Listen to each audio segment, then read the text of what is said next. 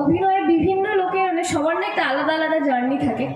তো আমি ডান্স করতাম, সেখান থেকে 2010 সালে ডান্স বাংলা ডান্সে ব্যাকআপ ডান্সার হিসেবে করি। তখন 10 বছর বয়স, আমার খুব ছোট। তারপরে আমি 2015-তে পার্টিসিপেন্ট হয়ে আসি বিন্দাস ডান্সে, এবং সেখান থেকেই চোখে লাগে লোকে, তারা আমায় ডেকে পাঠায়।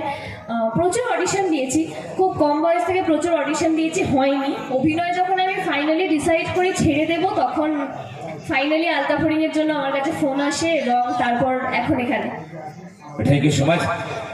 তো বুঝতে পারছি আপনি খুব ছোট থেকে একদম মানে এটার সঙ্গে সম্পর্কটা মানে অভিনয়ের সঙ্গে নয়, আপনি আপনার জীবনের সঙ্গে অভিনয় করে চলেছেন, তাই তো?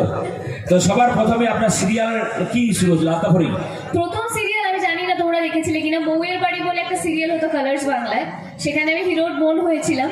তো তারপরেই নায়িকা হিসেবে প্রথম কাজ আমার আলতাফরিং, তারপরে মিলি, এবং এই মুহূর্তে চলছে পুতুল টিটিপি। তো আলতাফরিং এর একটু ডায়লগ শুনবেন সবাই নাকি?